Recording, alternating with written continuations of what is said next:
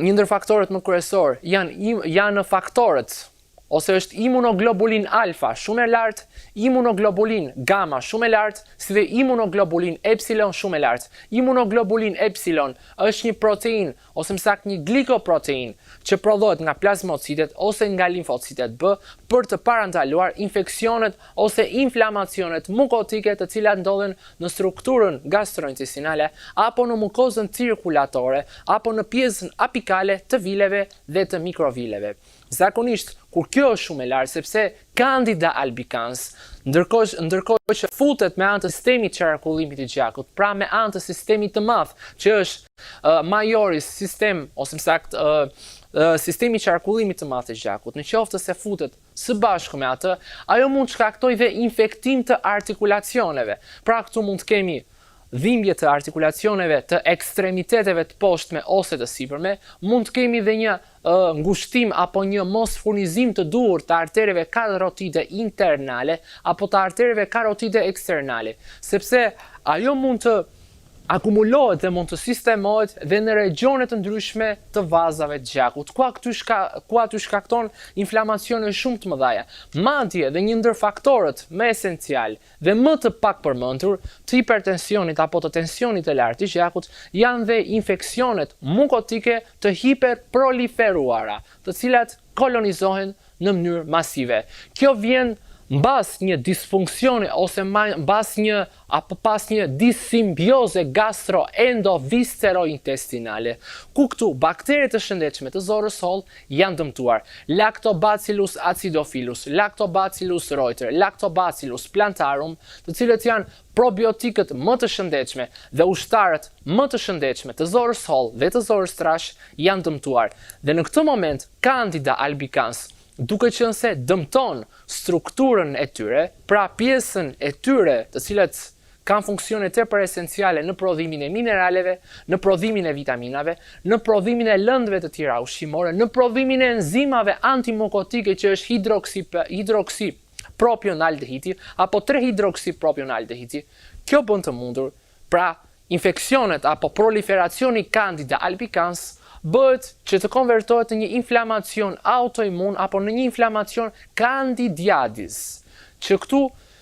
preken më së shumti ose rrugët intravaginale, madje shkakton dhe rritje të PSA-s, që është proteina, ose më saktë është proteina e cila është proteina antigjenit prostatës, e cila tregon inflamime të strukturës së epitelit prostatës, ku përbëhet nga një epitelit keratinizuar shumë stresor, që më pas janë shtresat e tij që është stresa granulare, stresa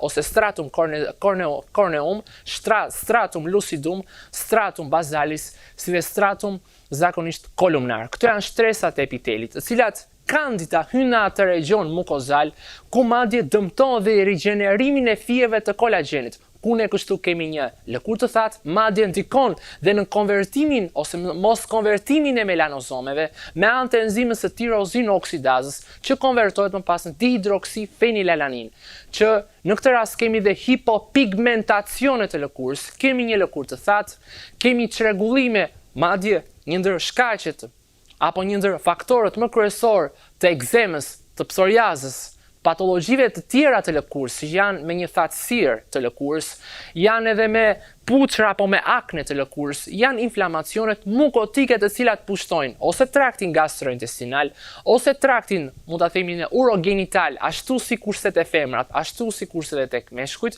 Te femrat shkaktojnë infeksione vaginale në strukturën periuretrale, pra në strukturat periferike të rrugëve, mund ta themi ne të uterusit, ose tek meshkujt, të cilat shkaktojnë ose uretrice, ose inflamacione apo infeksione të veshkave, rritje të indeksit, mund ta themi ne apo një përshkueshmëri proteinike, sepse shkon aty Candida dhe shkakton dhe inflamacione si cistinosis, artrocitosis, apo inflamacione si oksalate fulminante akute, që është akumulim i gurzave cilat kanë citratet magneziumit, citratet zinkut, citratet potasiumit e tjera me radhë. Madje Candida albicans ose proliferacioni i shtuar i saj shkakton dhe dëmtime apo deficienca të vitaminës B1, që është vitamina e tiamin pirofosfatinës, e cila konvertohet më pas në tiamin pirofosfat, ose më saktë konvertohet në akceptorin hidrogjenor ku jep energji. Atëherë do thoni ju që çfarë të bëjmë për të parandaluar kandidën ose infeksionin mukotik? Fillimisht duhet ndërprer me njerë ose duhet një dietë rigoroze, mund ta themi ne ushqimore, ku ëmbëlsirat as pak që jo, buka as pak që jo, brumrat as pak që jo, produktet shtazore as pak që jo, qumshti as pak që jo, djathja as pak që jo, mishi as pak që jo, ndërkohësisht produktet cilat përmbajnë nivelet larta të ëmbëlsirave ose të ëmbëlsuesve artificial as pak që jo.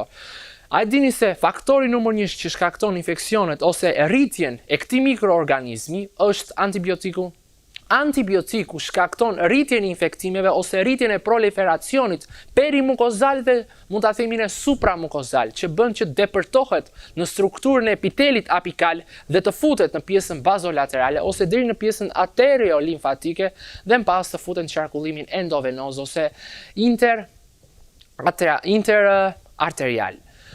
Ndërkohësisht që antibiotiku bën këtë gjë, atëherë sot jepen antibiotik në infeksionet mukotike. Pra, është diçka që nuk ka një konfiguracion as pak të rregullt, mund ta themi ne klinik ose mjekësor.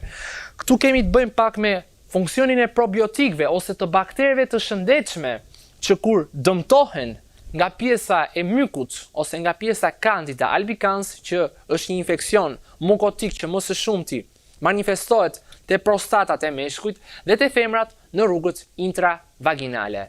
Madje mund ta themi që është si ankth apo si një makth për këto inflamacione. Regjimi ushqimor për këta persona duhet të jetë rregullisht dhe madje duhet të jetë shumë i përgatitur, jo shumë i përgatitur në mënyrë rigoroze, por duhet të zbatohet në mënyrë shumë të ndërgjegjshme dhe duhet të zbatohet pikë dhe përpe. Këto ushqime nuk kanë të bëjnë as pak me dobësimin e indeksit trupor, sepse këto ushqime duhet të jenë ushqime të kontrolluara, të mirë kontrolluara, të zbatohen imtësisht nga ana e pacientit, duke qëndruar larg nga produktet e brumit, nga produktet e ëmbëlsirave, nga produktet e alkoolit, sepse edhe goja e pacientëve të cilët kanë Candida albicans vjen erë amoniaku, sepse Candida bën që personi të ketë një verbim apo një dehje përkundrejt ëmbëlsirave, sepse nëpërmjet alkool dehidrogenazave, aldehid dehidrogenazave, mund ta themi në provohet amoniaku dhe goja e këtyre pacientëve ka erë amoniaku, ashtu sikurse dhe personat cilët dehen kanë erë amoniaku ose kanë erë alkooli, sepse alkooli shkatron apo rrafshon probiotikët e strukturës gastrointestinale, madje dhe një ndër faktorët më esencial të krizave të depresionit apo të gjendjeve anksioze dhe të ankthit është,